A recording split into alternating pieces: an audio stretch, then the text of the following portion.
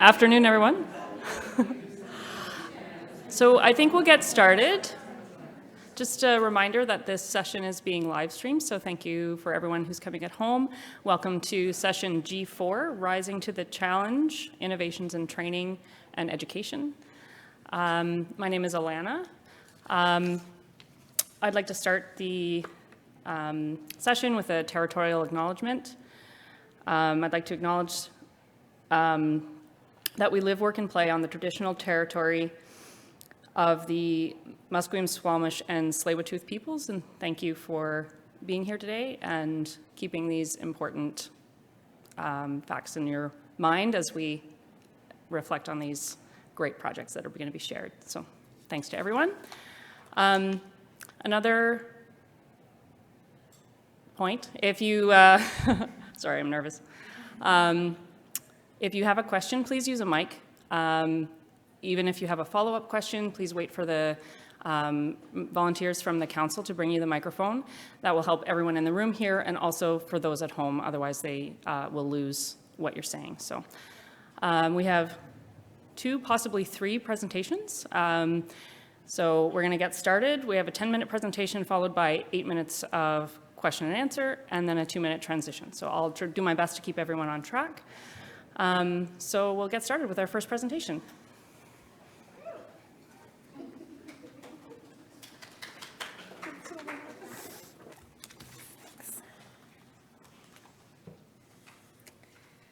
Okay. Thank you for the opportunity to share our presentation on connecting the caring to education. We would like to begin by acknowledging that we are presenting today from the traditional unceded territories of the Musqueam, Squamish, and Tsleil-Waututh people. So the ECLS Specialist Training Program began at Vancouver General Hospital in 2017. And Simmie Kalan, our ECLS coordinator, and myself, Amandeep Sidhu, the perfusion supervisor, were tasked with the education and onboarding of this program. So what is ECLS? It is the most extreme form of life support in which blood is drained from patient, oxygenated, and pumped back into the patient using an external circuit. We essentially take over the function of the heart and the lungs. So ECLS specialists are trained to monitor these patients in the intensive care setting.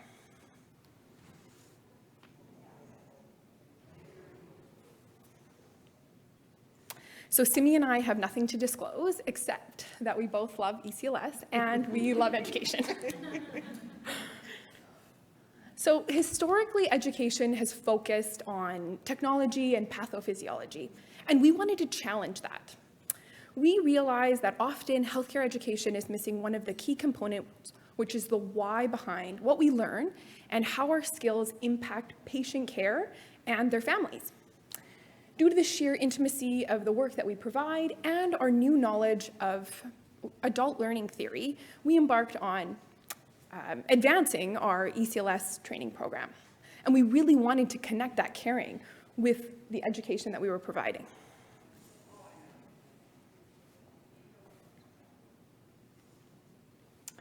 So what we were doing, so our old program had a pre-reading package that was provided to learners. Then they embarked on a 4-day extended day training program where they went through multidisciplinary lectures, hands-on wet labs, and problem-based simulations. They then were placed at the bedside and they were supervised by a perfusionist while they completed their bedside hours. And then they were signed off for independent practice after completing a one-on-one wet lab and a written examination. So in 2019, we reviewed some of our learner evaluations and we found that they had a cognitive overload. And also, we were providing a lack of standardized delivery of this education based on facilitator availability.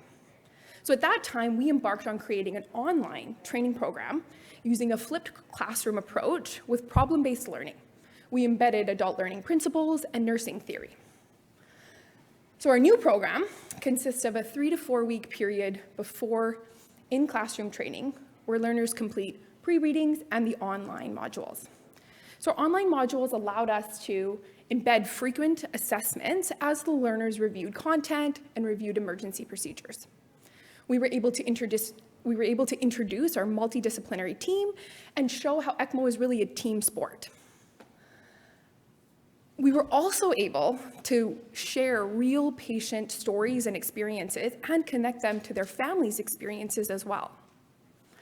With this new training program, we were able to focus our 2-day in-classroom training on hands-on wet labs and problem-based simulations.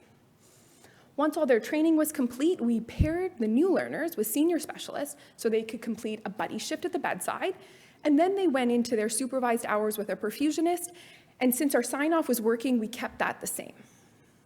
I'm going to now turn it over to Simmie, who will take you through the theoretical approach we used for our new education strategy. I'm like, I need notes. Did you advance? No, you didn't. Oh, no, I went backwards. There we go. Perfect. So as Amin mentioned, our new educational strategy was really based on the evaluations that we received from our learners from the previous couple of courses we had done. But there were also from a lot of the leadership team, and Amin and I having a lot of observations of the specialists at the bedside. And what these observations showed us was oftentimes when they were caring for a newly patient who was on ECLS, was that they were very focused on the pathophysiology and the circuit and the kind of technology of this patient, with the patient actually being the last portion of the assessment or kind of the consideration in the care. And again, I think that kind of linked back to the cognitive overload that they were telling us about in their evaluations as well. The other thing that we were really noticing, and of course during the pandemic, this was a little more heightened for us, was that there was a lot of moral distress that ECL specialists were experiencing. And it was really connected to, thoughts of, is this care futile? Is this what the family would want? Is this what the patient would want? What am I doing here, kind of thing. And so we kind of, at that point is when we kind of stepped back and said, we're missing something here. There's something that we're not showing them that matters. At the same time, I was in grad school doing my master's of nursing, and I became reacquainted with nursing theory. And what I realized is that for centuries, nursing theory has been talking about relational inquiry, has been putting patients at the center of their care, has been saying we need to hear from families and to hear the stories that they want to share with us. We also know in nursing theory this concept of narrative pedagogy, which is really that we teach and learn from the stories of clinicians as well. And I think informally, a lot of us do that. We share, if I'm orientating someone, I'll be like, oh, don't do this. I did this once kind of thing. But how do we formalize that and make it part of our program and that this is just what we do? And so we kind of started looking at, okay, so how can we make these theoretical perspectives foundational in our program? And we wanted our learners, our new specialists, to practice in a caring way, and that was the first thing that mattered, and all the other stuff came after. And what we really needed to do was grasp and fully believe into that narrative pedagogy. And we needed, as facilitators of the course, to share our stories of things I did well, things I didn't do well, and things that I wish I could do differently. We also needed our learners, in our situation, the specialists, to hear from the lived experiences of those we provide care to, and their families as well. So we really needed to start from the beginning. What is it that we want people to learn? And embed that at the very beginning of their training, rather than later on in their training. I keep going backwards. I also learned about the caring science curriculum, which I don't know if anybody has heard of, has changed my entire perspective for education. And it's built on Gene Watson's theory of caring. Highly recommend that as a read for anybody that's interested in education. So our why. As we started going down our path of, let's do this again, let's do this over again, we started developing videos of the various healthcare team members that are involved in the care of an ECLS patient. Like Amin said, ECMO is really a team sport. I would argue everything in healthcare really is a team sport. And so we had videos where various disciplines talked about their role in the care of these patients, how they care for these patients, and the things that matter to them. We also asked the facilitators within the course itself, the in-person course, that they talked about the moral distress that they feel caring for these patients, and how do they overcome that or not, and what do they do differently to move themselves forward so that they can care for people the next day. We also reached out to past patients and families, and we asked if they were interested in collaborating with us on the development of our course. And through that collaboration, they also reviewed a lot of our content, but they also participated in developing stories with their families. And we kind of bundled them into 4 sections.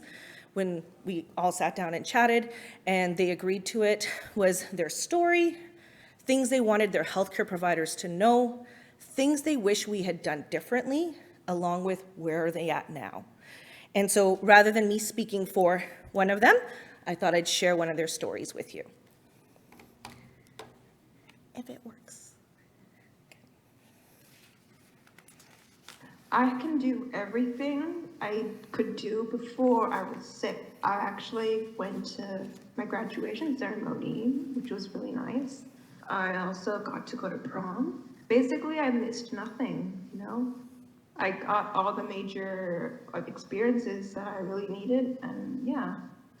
其实我相信应该一般的病人会放上 ECMO， 其实都是状况已经是非常不好才会放上那个 ECMO， 所以我相信他们的心里一定是很害怕、很恐惧的，因为知道说放上 ECMO， 它其实不是一个 treatment， 它也不是一个 cure， 它只是一个暂时维持你生命的一个 machine， 所以。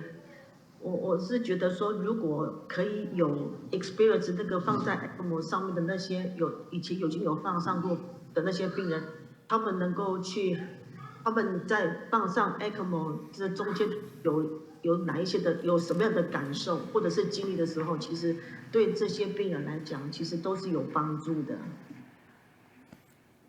Hearing directly for the new specialists from the various healthcare providers that are involved in their care, and patients and families like JoJo and her mom really helped them connect to the content in a way that made them want to learn more. So of course, like all good things in healthcare, we have to evaluate them.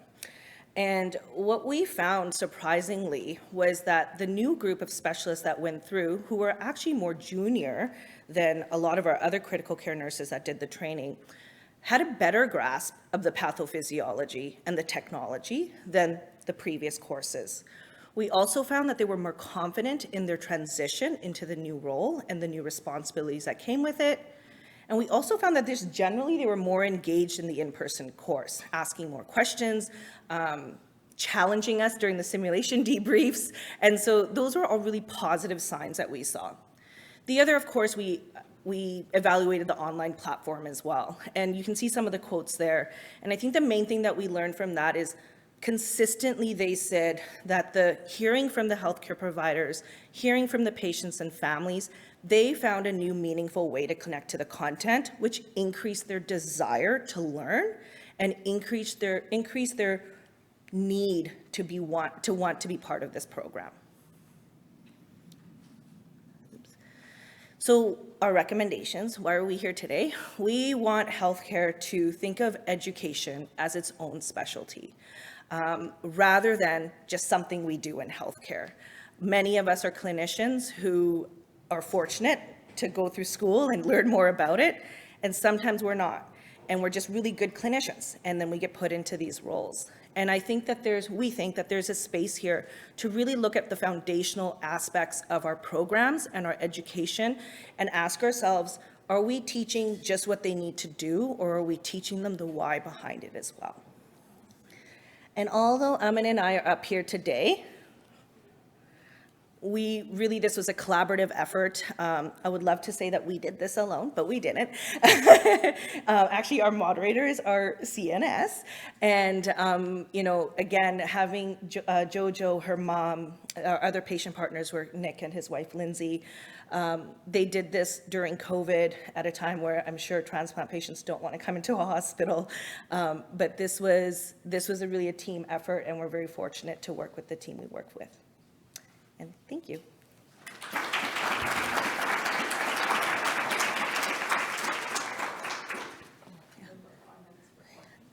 don't know, are there any questions? Yeah. Hi, can you hear me? Okay.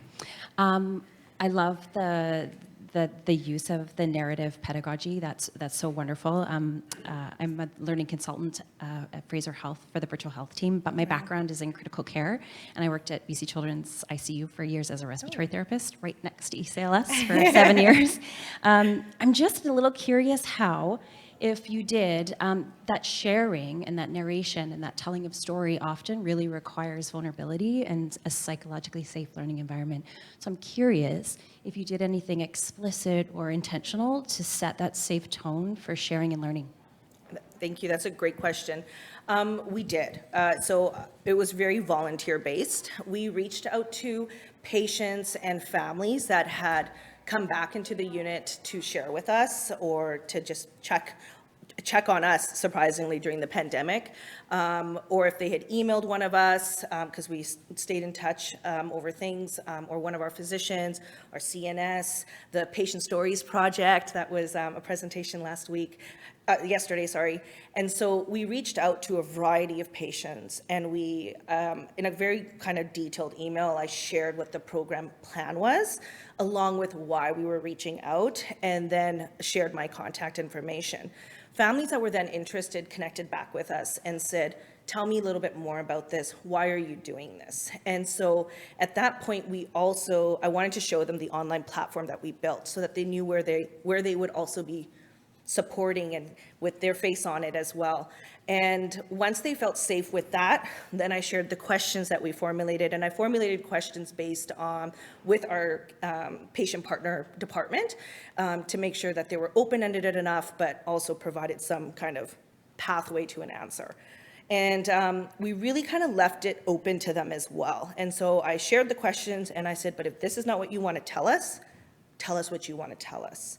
And it was during COVID as well, so they wanted to come in or not. So you guys probably heard a bunch of doors creaking on JoJo's video, and that was because at first her mom didn't feel comfortable with her language skills.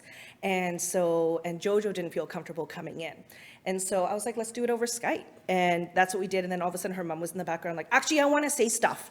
And I was like, I don't have a translator, but I can figure this out real quick. And so we just hit record and her mom jumped in and said stuff. And then JoJo would leave or come. So that was all the creaking. But I really wanted to take that opportunity rather than being like, it's not perfect. And her mom actually appreciated that. She's like, it actually felt more comfortable because I was able to show up when I wanted to, in a way that I wanted to. We also, before we used anything, shared it back with them.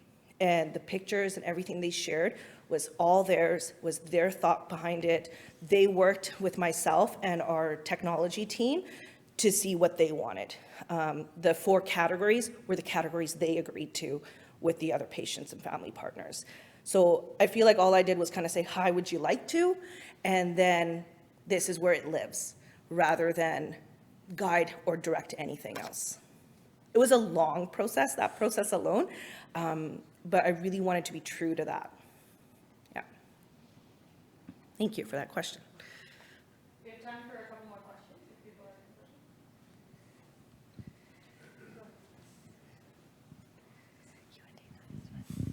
are Congratulations and thank you for the presentation. My question is kind of twofold. It's obviously sounds like a wonderful journey. And so how long did it take from beginning to end? And then related to that is, I guess in the beginning when you had your original program, besides the feedback that you got throughout, what really prompted you to dive into it? I guess, because normally we have lots of education going on in healthcare all the time, right? Like most of us probably never had time to revisit many of the education and training and stuff that we deliver, let alone trying to improve on them. So I was curious about how you got onto that mindset. I'm like, let's improve this particular education and training program. Yeah, that is a question that makes my heart sing a little bit. Now I'm gonna go on my soapbox, but I really believe that education is what's gonna impact our culturally safe environments. I think it can improve our trauma-informed approaches to healthcare.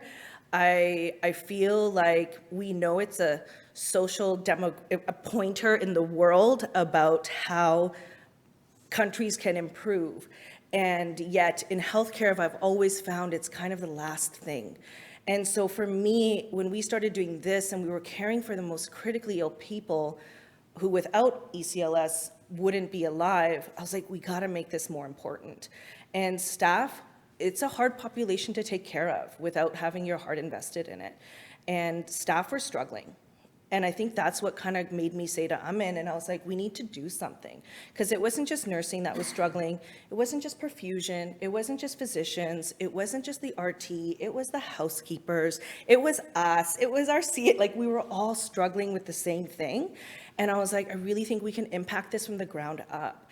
And so it took me 18 months to complete this. But there was a pandemic in the middle, so I kind of stopped doing anything else. I was the educator in the ICU at that time as well, and so that took my entire focus. But I think it was the staff. It was seeing them and seeing them, they wanted to do the best they could, but they didn't feel like they were. And so I wanted to bridge that gap for them so that you may not have gotten to the circuit checklist, but your patient and your family have had a fantastic conversation with you today and feel more supported. And I wanted to make that change happen. Yeah, thank you.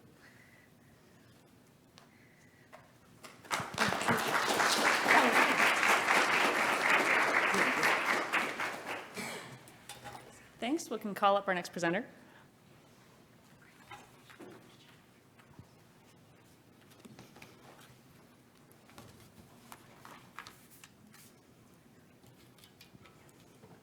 Okay, looks like we're ready to go. Hi, everyone. My name is Alana Larkin Grant, and I am so pleased to be sharing a brief glimpse today of the Critical Care Program, which we call CCP. This is an education pathway developed to strategically address nursing shortages in critical care in Fraser Health. Because this was regional work, I'd really like to acknowledge that Fraser Health provides services within the traditional, ancestral, and unceded territories of the Coast Salish and Inklakupma nations, which is also home to 6 Métis charter communities. Now to learn this thing.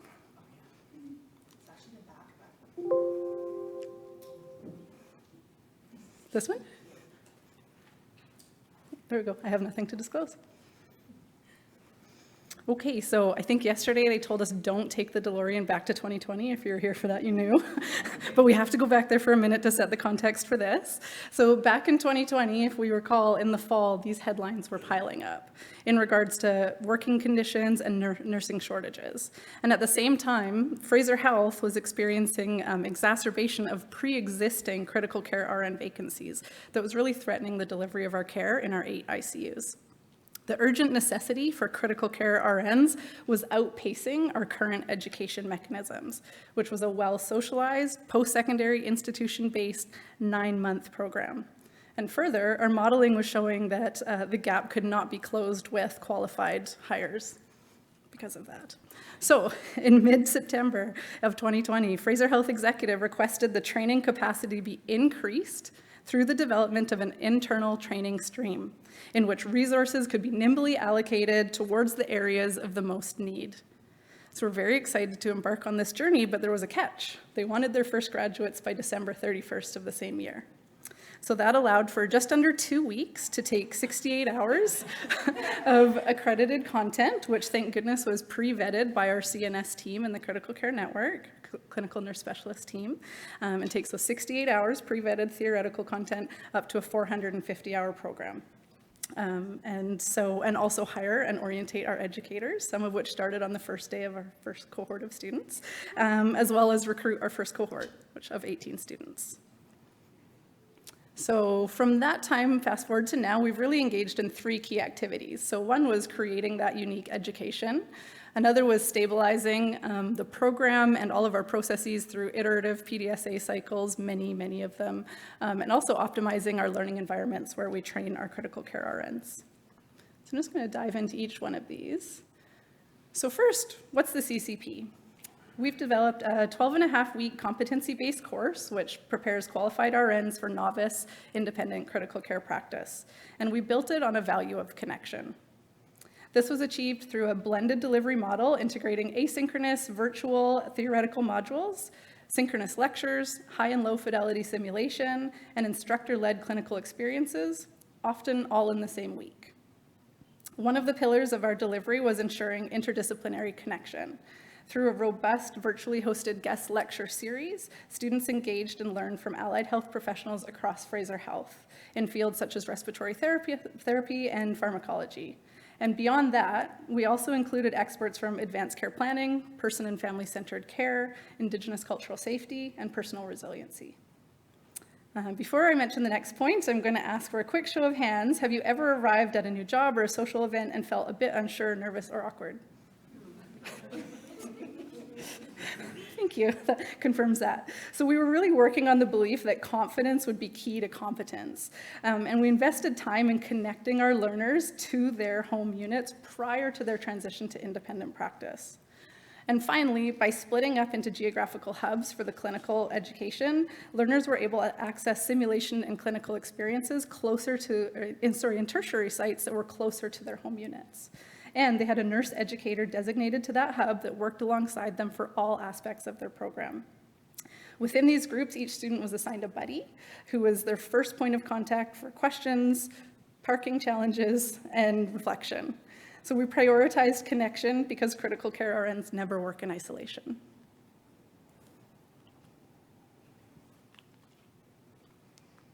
I've had ECMO patients, but I can't work a pointer. There we go. Okay, so in regards to stabilizing the change, we knew that our planning was rapid, to say the least. So we were committed to studying the learner satisfaction, program outcomes, and the arising balancing measures in order to stimulate further cycles of improvement and really optimize CCP. So guided by the Kirkpatrick model, 4 levels of evaluation for learning programs, the learners completed satisfaction surveys immediately following the programs, as well as at 3, 6, and 12-month intervals. We're also able to offer in-person check-ins to our first 30 graduates, allowing for encouragement and career planning discussions between 3 and 6 months post-program. The responses were analyzed and grouped thematically, and we used them to create action records so we can demonstrate how we responded and improved. And we sent these off to our leadership, but we also actually sent them back to the students so they could see how those responses were themed and what we actually did, what changes we made. Something we learned really quickly that caught me off guard, shouldn't have, look at me, that we were not prepared for people to be so non-tech savvy. 5 months into the pandemic, weren't we all Zoom okay? Like, we really just made a lot of assumptions in creating a hybrid model. And so to follow up from that, our nurse educators spent several months engaging in additional training, targeting at facilitating in the virtual space, and which we're very fortunate to have that training in Fraser Health. We also engaged, in regards to graduate preparedness, the daily preceptors, the unit-based clinical nurse educators, as well as clinical operational leaders in order to socialize the program and to build trust regarding the learner outcomes. We had an uphill climb to prove that graduates would be safe and ready for practice following a program that was 1/3 of the length of the existing model. One of the simplest results of that dialogue was realizing our students needed name tags to differentiate them. Especially with COVID, with everybody fully in their PPE. We've also assessed balancing measures that allowed us to address the unintended consequences of our changes. And our preceptors taught us a lot about the clinical environment. It turns out, doubling the amount of learners in critical care for a bid for more grads caused some congestion and some stress for our point of care staff. And it's really hard to envision, but 12 weeks from now, this will be better because you'll have new coworkers, right? That's hard in the moment. So we worked diligently to schedule the program in a way which was supportive and less disruptive. Like really, there we go. So here are some words from our learners. They consistently speak to the benefits of integrating theory and practice, how we met their needs as people, as well as learners, and also how they were envisioning themselves as critical care nurses in the role from a more holistic lens than just a list of clinical skills.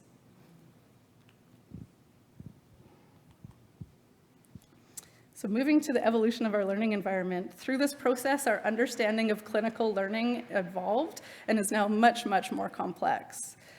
First, all of this was done in the context of trust, with our operations partners and the endorsement of the critical care staff, as well as the humans that trusted us and actually took this program as students, during a pandemic, no less. Sharing the clinical training spaces has also prompted questions about how to be equitable with our external partners. So the collaboration that's ensued to ensure safety and comfort of learners and staff is one of the highlights of this journey. We continue to meet frequently, despite our COVID numbers being much lower, in order to identify opportunities for improvement in regards to learners in the critical care space.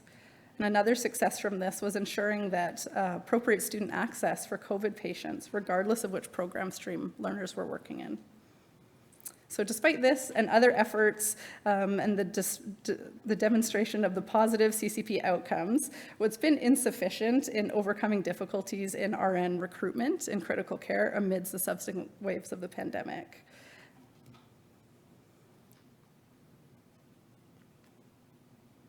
Okay, so we're going to stand up and stretch. 1 second, stand up where you are. And I want a really loud round of applause for all these lovely graduates.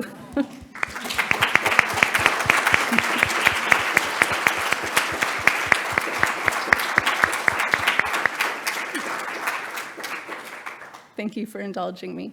So one of the fun things we do is ensure that we take a photo. This actually, I couldn't fit them all in one, but we do have a photo of every graduate that's come through our program, and we send them a graduation announcement with their certificate, and we also send it off to our executive team to ensure that they're getting that piece of recognition for the tremendous work that they've done.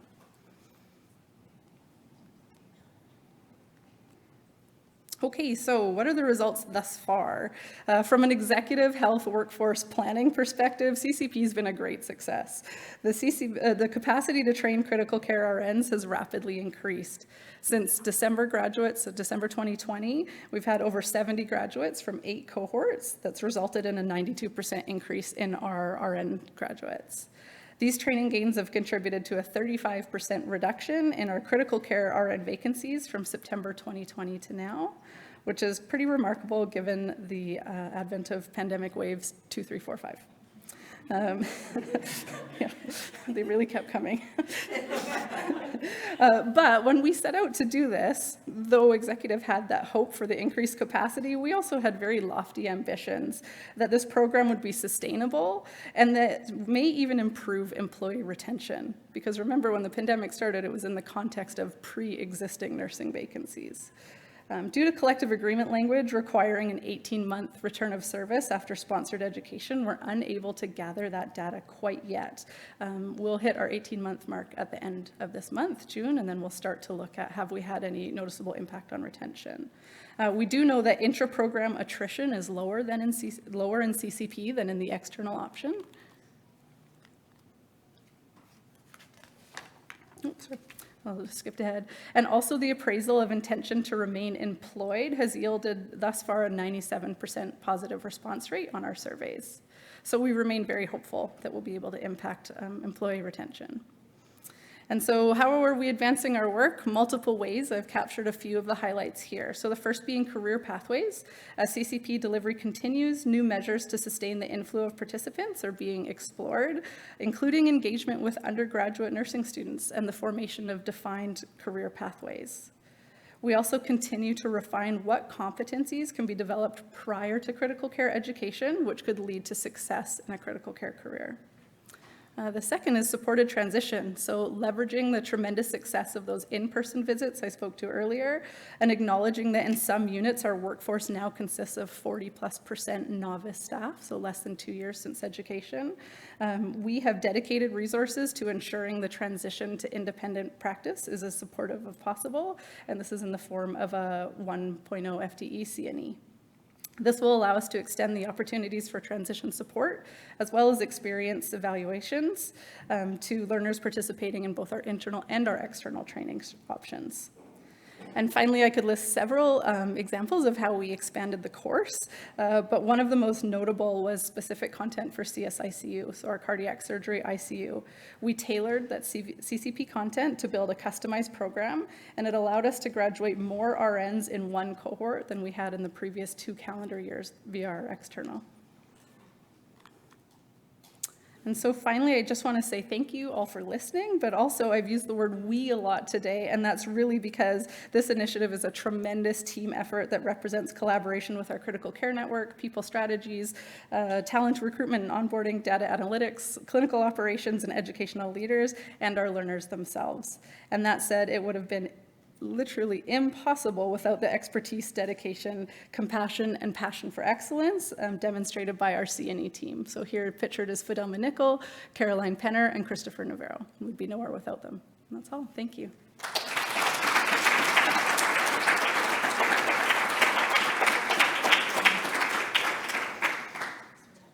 Sure, yeah, if there is any.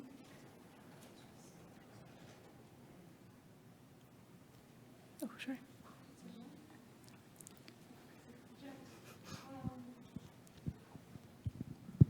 I'm curious, great presentation, by the way, very inspiring. I'm curious whether you've gotten the chance to compare outcomes, learner outcomes between your group as well as standard training. Yeah, absolutely. We do anecdotally, and we do allow the opportunity for our nurse educators and our clinical operations, so we continually check back with them as well as with the learners themselves through self-assessment. And so we've yet to really divide out the outcomes because we didn't have the resources to say was there a differentiation, but moving that person into the full-time role, that'll be part of that further exploratory data to see, so is there a difference? And then really what can we share? It's less about an internal or an external program being superior because we ultimately want to reach the same novice outcomes, but because we now are in the habit of sharing so much together, every couple weeks at least meeting, it's what could we share from that. So yeah, great point, and definitely something we're working towards. Yeah. Any other questions for Alana? Great, thank you.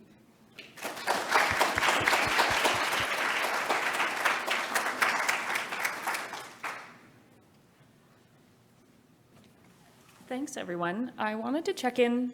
There was a third presenter, COVID simulation. If that person is in the room, please identify yourself.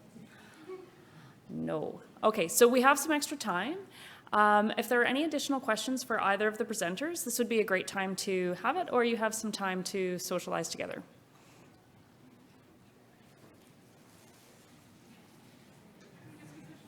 Okay, socialize it is.